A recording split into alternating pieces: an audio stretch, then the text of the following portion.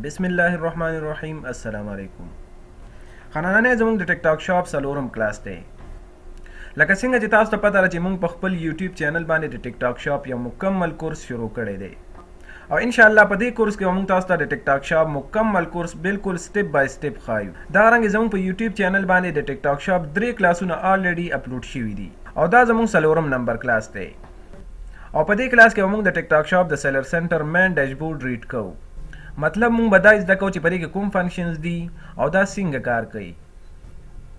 تاسو کتلی شئ چې دا مونږ سره د ټیک ټاک شاپ د سیلر سنټر مین ډیشبورډ دی.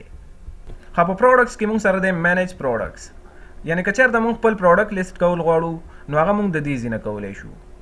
ایډ نیو پروډکټس، بیا دی مونږ سره پروډکټ ریټینګز. ښه، دغه رنګې مونږ سره دی پروډکټ ریټینګز. د دې ځای نه تاسو د خپل پروډکټ ریټینګ چیک کولی شئ. صحیح شو. دا غرنګي پروډکټ اپټومایزر دا تاسو ته یو قسم سجیشن درکوي چې تاسو به خپل لیسټینګ څنګه امپروو کوئ. دا موږ سره په ټیک ټاک شاپ کې د ټول نه یو بیسټ اپشن دی. که چېرته تاسو پروډکټ هنټینګ کوئ نو په ټیک ټاک شاپ کې چې د ټول نه کوم بیسټ ټیپ دی هغه پروډکټ اپرچونیټیز دی. دې کې تاسو ته ټیک ټاک شاپ په خپله وایي چې مطلب دا هغه پروډکټس دي او هغه ټیګز دي کوم چې په دې ټایم کې په ټیک ټاک شاپ باندې ډېر په ټرینډ کې دي. مطلب دا هغه پروډکټ دی چې خلک یې غواړي او په ټیک ټاک شاپ باندې نشته دی. اوس که چېرته تاسو دغه پروډکټس لیست کوئ نو تاسو ته به ډېره غټه فایده وشي. ښه، دغه رنګې بل ټیپ دی موږ سره مارکیټینګ. ښه، په مارکیټینګ کې لومبی اپشن دی موږ سره شاپ ایډز. مطلب که چېرته موږ په خپل پروډکټ باندې ایډز رن کول غواړو نو هغه موږ د دې ځای نه کولی شو. بیا دی موږ سره پروموشنز. د دې مطلب دا دی که چېرته موږ په خپل پروډکټ باندې ډسکاونټ ورکول غواړو، څه ډیل لګول غواړو نو هغه موږ د پروموشنز نه کولی شو. لکه مطلب تاسو د یو کسټمر دپاره ډیل لګول غواړئ نو هغه تاسو د پروموشن نه کولی شئ. دې ځای نه تاسو پروموشن کریټ کولی شئ. فلیش سیل شو، دغه رنګې پروډکټ ډسکاونټ شو، مختلف پروموشن دي، مختلف پروموشنز دي. ان شاء الله په بل کلاس کې به تاسو په دې باندې پوه شئ. ښه، دا رنګې د دې نه بعد دی موږ سره افیلیټ. ښه، د دې نه بعد دی موږ سره افیلیټ. ښه، په افیلیټ کې موږ سره دی اوپن کالیبریشن او ټارګټ کالیبریشن. مطلب که چېرته موږ د انفلوئنسرز په ترو باندې پروډکټ سیل کول غواړو نو هغه موږ د دې ځای نه کولی شو.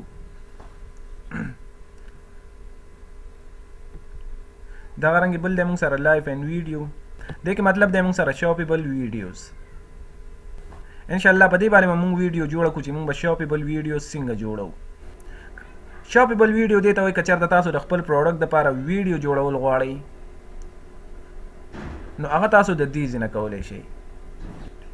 ګروت اپرچونیټیز دا د نیو سیلر دپاره ډېر بیسټ دی.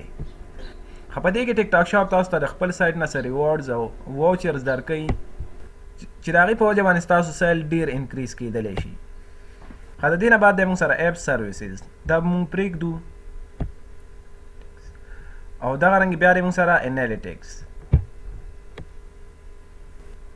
ښه، د انالیټکس نه تاسو د خپل شاپ ټول اوورویو کتلی شئ. مطلب دلته تاسو د خپل شاپ ټول پرفارمنس کتلی شئ چې مطلب ستا سیل څومره راغلی دی، ستا ریونیو څومره ده، دا ټول تاسو د دې ځای نه کتلی شئ. ښه، دغه رنګې بل اپشن دی موږ سره اکاونټ هیلث. په اکاونټ هیلث کې دی لومبی موږ سره شاپ هیلث. دې ځای نه تاسو د خپل شاپ هیلث چیک کولی شئ چې مطلب ستاسو د شاپ پرفارمنس څنګه دی. که چېرته ستاسو په اکاونټ باندې څه وایلیشن وغیره راغلی وي نو تاسو هغه د دې ځای نه کتلی شئ. دې ځای نه تاسو کتلی شئ وایلیشن ریکارډز. ها، مطلب ستاسو شاپ چې څومره اوورال وایلیشن ریکارډ دی تاسو هغه د دې ځای نه کتلی شئ. ها، یو دی موږ سره شاپ هیلث او بل دی موږ سره ټیک ټاک اکاونټ هیلث. مطلب ستاسو د ټیک ټاک د ټول اکاونټ چې کوم هیلث دی هغه تاسو د دې ځای نه کتلی شئ. ښه، بیا دی موږ سره شاپ پرفارمنس سکور. ښه، د دې ځای نه تاسو د خپل شاپ ټول پرفارمنس کتلی شئ. ښه، نننی کلاس زموږ صرف دومره و. ما ویل چې تاسو ته صرف د ټیک ټاک شاپ د سیلر سنټر اوورویو درکم. امید ساتم چې تاسو ته به د ټیک ټاک شاپ د سیلر سنټر باره کې څه نه څه آیډیا شوي وي. ان شاء الله په دې باندې موږ په ډیټیل سره ویډیو جوړو کوي. خو اوس تاسو صرف په دې باندې ځان پوه کړئ چې په ټیک ټاک شاپ کې کوم فنکشنز دي او هغه څنګه کار کوي. امید ساتم چې ویډیو به مو خوښه شوي وي او ستاسو به څه ناڅه لرنینګ هم شوی وي. دغه رنګه که چېرته ستاسو څه ناڅه لرنینګ کیږي او ویډیو درته مزه درکوي نو ویډیو لایک کړئ او چینل د سره ضرور سبسکرایب کړئ. نو د بلې ویډیو د راتلو پورې مونږ ته اجازت راکړئ. د الله په امان.